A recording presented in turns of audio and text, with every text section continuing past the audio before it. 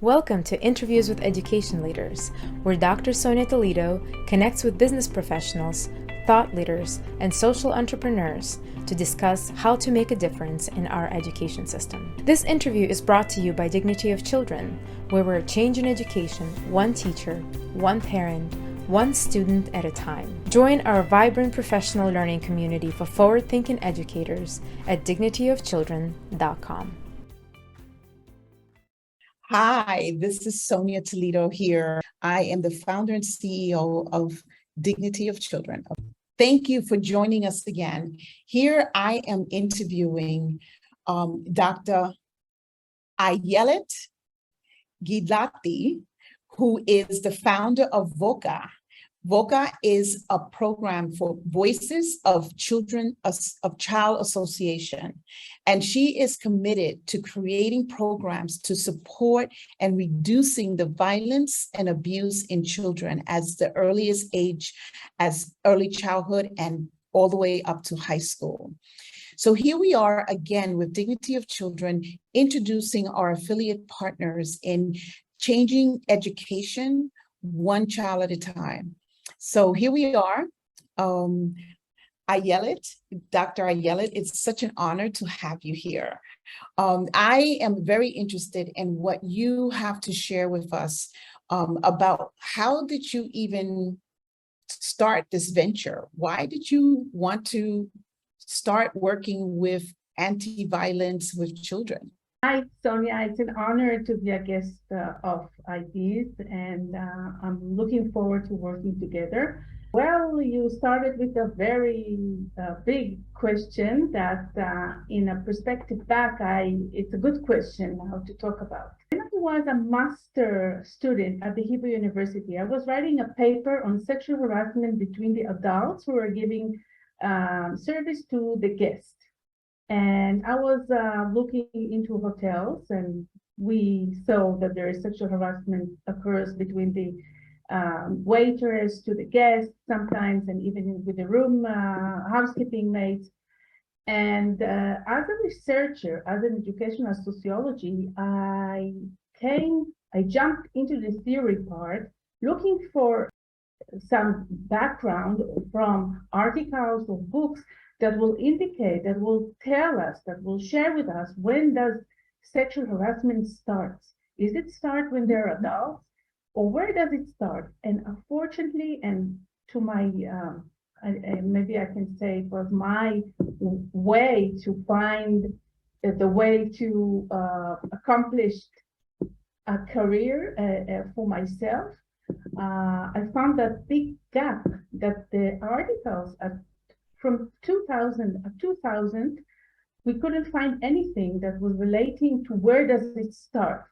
You could see psychology articles talking about the treatment and about what will happen after, but nothing was there. Almost nothing was there to indicate where does it start.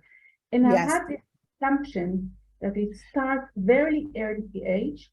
And from that moment, I said to my husband, this is the mission of my life. I'm quitting everything, and I'm going to research that. That is amazing. So just that question alone, right? So you had an interest in preventing violence and abuse, right? But you just didn't have an idea what are the reasons why children get abused? Where does it start? Where is that gap? So I'm very excited to understand more about your journey. What had you think that creating educational programs was going to be a solution for your mission? Well, when I started in 2004, I had a lot of boundaries that I have to step. I was a student at the Hebrew University, and at that time, they didn't have any supervisor in Israel that will be in education sociology that will know about sexual harassment and be focused on early childhood education, because my assumption was that it started early age. And they offered me a few universities to go to. And at the end, I stopped within British Academy, British University, which was one of the meaningful adventure experiences, process that I did in my life. The British academic was very strange for me. I didn't know, we are more get used to the American one, and then I had to meet all the demands of the British one. And in that process, I was focusing for 4 years, only doing my PhD. I had, my youngest daughter was 1 year old, and I was traveling back and forth, doing my research in Israel.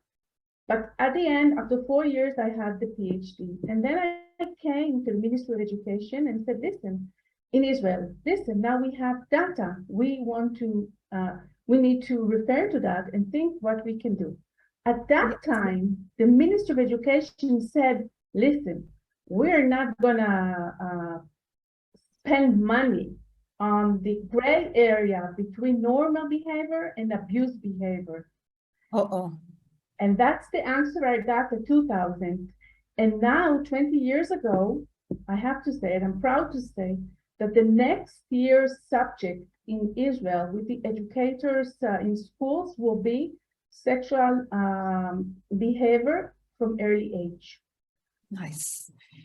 So targeting educators is clearly a direct impact on making a change, on children getting abused. Yes, and at that time, when I got this answer from the Ministry of Education, I said, okay, this is not enough. I'm not going to go to the academic world, and I would like to influence in the field. And that time, VOCA was established in 2004. And our mission was to develop or to combine the theoretical and the data that we got from the research to the practical work in the field. And after a year, we had 2 wonderful prevention programs that were offered to 1st till 3rd grade, and from 3rd grade till 6th or 7th grade.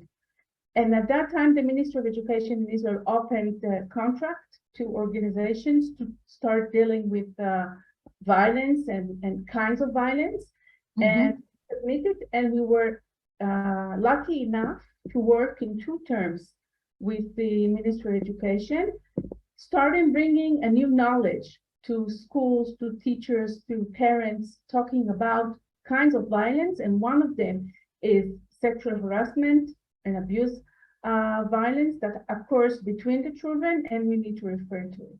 Yes, within the children and adult children, right?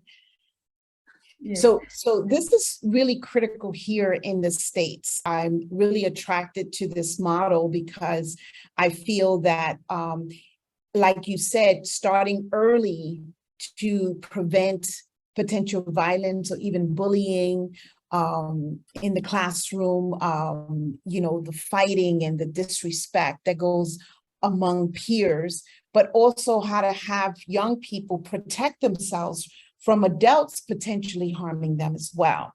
So share with me about your product.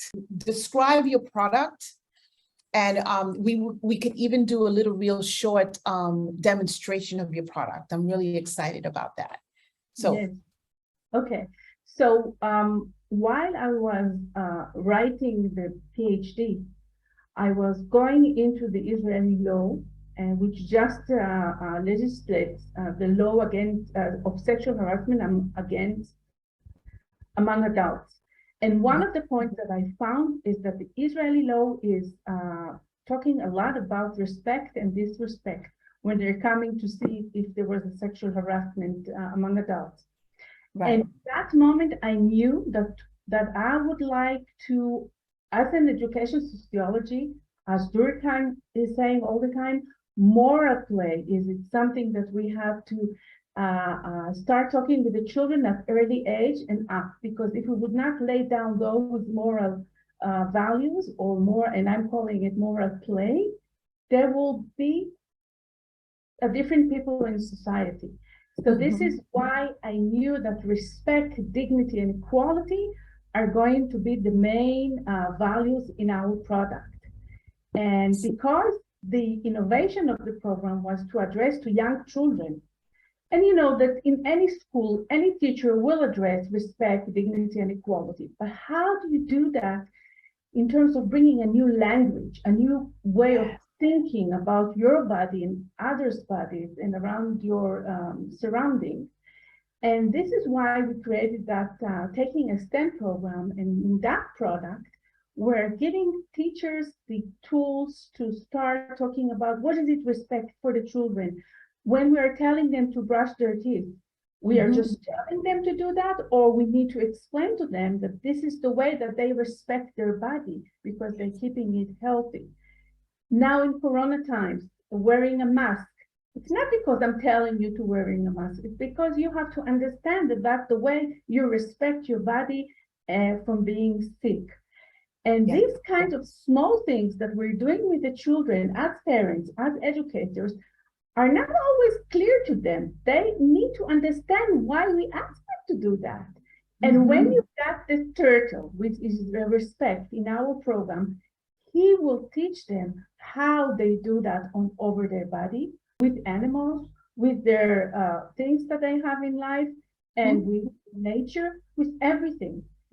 And respect is leading us to the next value of dignity, which is combining so much things of respect and bringing another new things. And at the end, we are merging them to equality. And then in equality, you have equality is the frog, and he's actually presenting children as young children in society, but having the full rights and obligations. And this is empowering the children. So until now, our product is not talking about sexual abuse or offense or harassment. We are empowering the children to think and to know what is right and wrong on their body and in the world that they are living in. Yes. I want to break this down because this is so critical for us understanding. We're always saying, oh, be respectful. Oh, treat others the way you want to be treated. We use these terms in our everyday language, but we don't teach how to. So what you did through characters, right? Yes. So you have respect, which is a turtle. Snail is dignity. And the frog is equality. So these three characters start talking and interacting with each other and teaching our young people, what does it really mean to be respect? Respect for yourself, respect for others, respect for your things. And then dignity does the same thing. What does it mean to have dignity, to have pride and be assured, like, you know, in your heart, when you feel good that you did something, and you know in your heart when you did something that doesn't feel good. So being honest, like, that didn't feel good, and I'm sorry for that, is having dignity, having the honesty to know that you're worthy of feeling good. And then, of course, equality, like, how do we treat each other? And we're all equal. We're all equal. So we get to respect, have dignity, and treat each other with equality. I'm totally loving this. I know that you are, you're in Israel right now. Could you share with us how long have your program been in action, and where are you serving the education systems? Yes, before that, maybe we need to change it when we edit things. It's very important for me to say that the values have another added value, I'm calling it, because the turtle, besides that, he is explaining to the children what is it respect. He is also a turtle that if someone will come and try to harm him, he will go into his shell. And this is another benefit that we're getting from working with the animal dolls. Dignity is a wonderful snail that when he's coming out from his shell, he'll be straight, and then he's proud of who we are. We are proud of who we are. And we're telling the children, how do you feel when you're sitting like that? Are you respecting yourself? No. When you're sitting like that, you're proud. You are proud. You're proud of who you are and what you're doing. And that's the and then also snail can protect himself if he is in a danger. And equality is jumping with equal jumps. And this is how we, it's wonderful to hear the children talking values. At age 5, they're using the words because they're referring to the animal dolls, but they understand what they're standing for. So when you're talking about equality is jumping, equal jumps, and also he can protect himself. When he's in the water, he can jump to the land, and when he's in danger at land, he can jump into the water. These are powerful qualities that the animals are bringing to the children, and they understand that this is something good that we're bringing them. It's a new language, it's a new way of thinking. Yes, yes. I love it. I love it. So it's a new language, a new way to understand how your behavior connects with the languages and your posture. You spoke about standing straight and having dignity of yourself and being respectful when you're outside of your shell, right? So we go into our shell and we kind of feel, not so good, but when we come out of our shell, we feel good. I love it. I love it. So where are you serving? How could we know about your program, and where is the areas that you're serving? So until now, until the COVID period, we were working in Israel and outside of Israel, training the teachers, but one-to-one. I mean, I was present there. Or in Israel, we have facilitators who are going into the classes.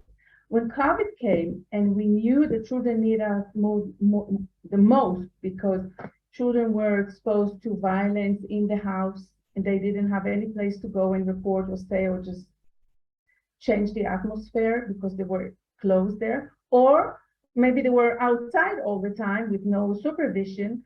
And then we know that there was a lot of friends over there. So children, and then we said, okay, what we're going to do and how we're going to deliver it globally. And then came the idea of changing doing the materials, creating the materials with two-dimension cartoons in English. And yes, the teacher actually can get it in her phone or the computer, and then she can learn it. It's only 8 units. And she can take parts of the program into the class with the children, and she can start working with them. So it's really vivid. And you know that besides our emotional and social development tools that we have in the program according to the age, we also have a lot of activities, respect cheer, which they all love, and the parents are asking us to send it to the houses because they want to sing it with the children. So it's really fun. So what's happening is that we created a platform that every teacher in the world can take it and bring it into the class. And I think that the secret with that platform is that we're reducing the fear of the teacher or the hesitation of teachers not to touch those kinds of subjects, when we will come to start talking about sexual offense. They will have step-by-step the tools, what to do and how to get there. And once they're getting there, they say the children can get it, can understand that, and even come and report about things that happened to them that we wouldn't know if taking a stand was not in the class, and to help them and to try to prevent it. So it's a whole package, and teachers are reporting that this is a kind of bringing them to the vision why they wanted to be educators. Yes. In their country. So your training platform will teach the teachers how to facilitate the curriculum for 8 weeks with the young people. So ages starting age 5? Yes, we will start at age 5. And then to what age? And then the teacher can get the whole 8 units in her free time and can decide to bring it into the class whatever she wants with her rhythm. I would suggest use it as a program for the whole year because it will help to solve a lot of violence problems in the class with great tools of respect, dignity, and equality. But if we want to focus, then 8 weeks can work it out. And this is great because you basically started having the conversation that in your research, you didn't know when violence and disrespect with each other, with each other started. So you felt that as early as 5 years old is a time where we start teaching these values to reduce violence, not only toward yourself, but with others, within your peer group. Very exciting, very exciting. So where else is your program being launched right now with educators? Okay, so the programs are launched in Israel during the year. We just finished our work in Morocco, which was an exciting work. I can imagine.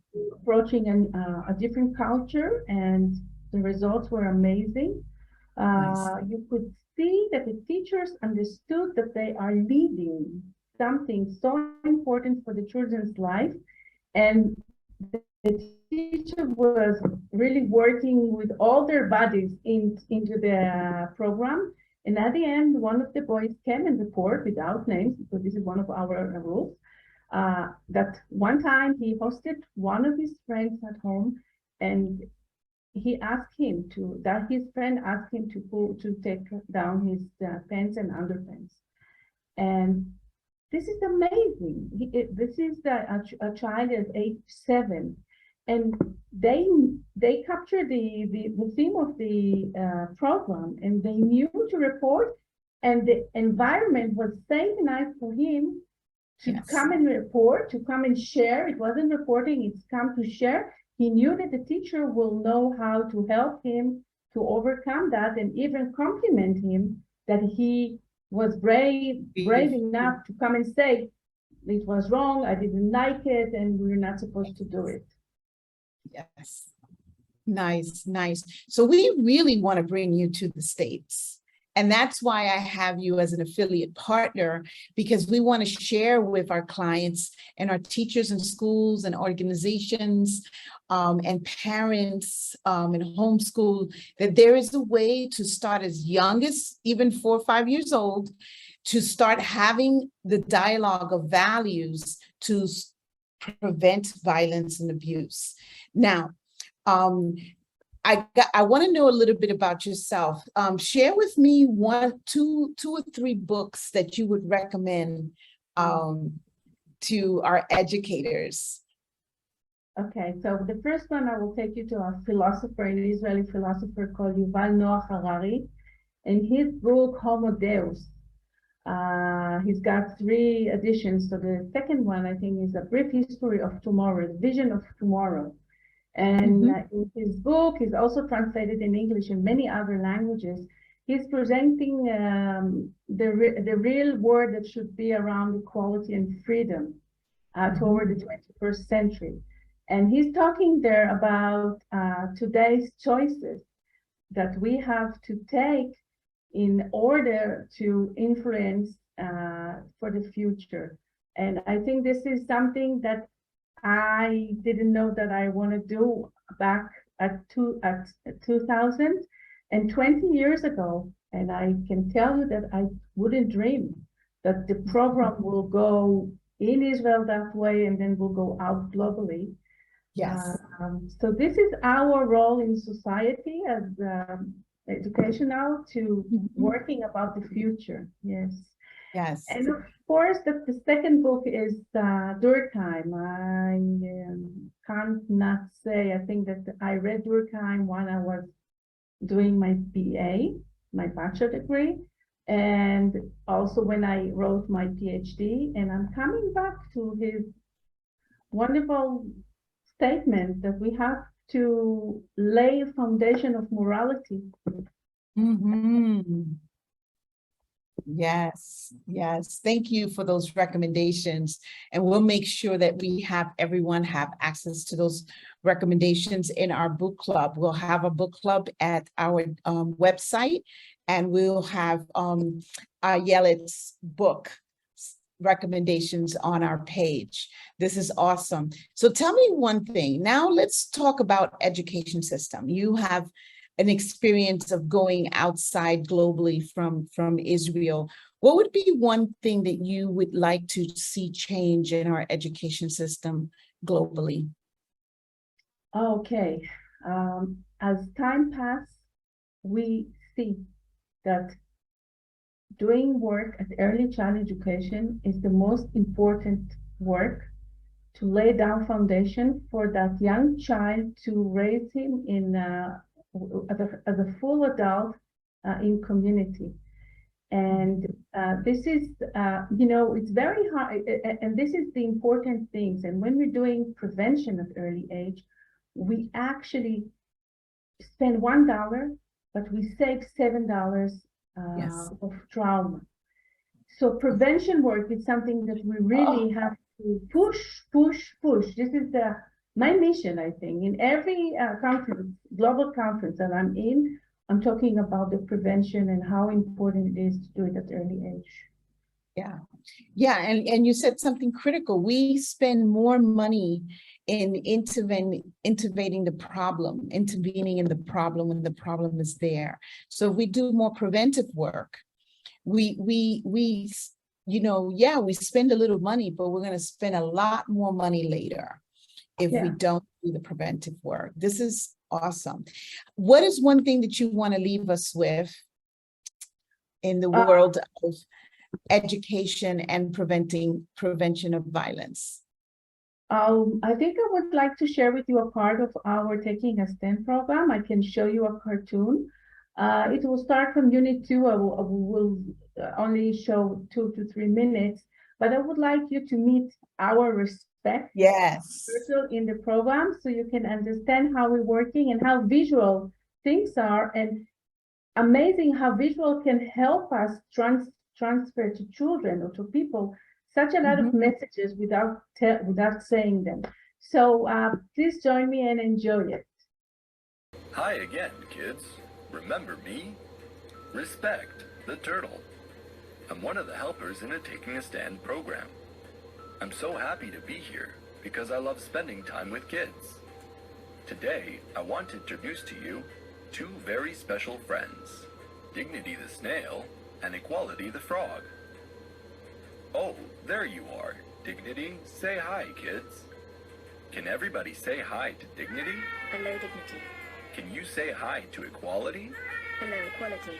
Do you know what the words respect, dignity, and equality mean? Well, that's the first thing that Dignity, Equality, and I, Respect, will help your teacher explain. You see, we have to know about respect, dignity, and equality so that all the kids in this room can get along better.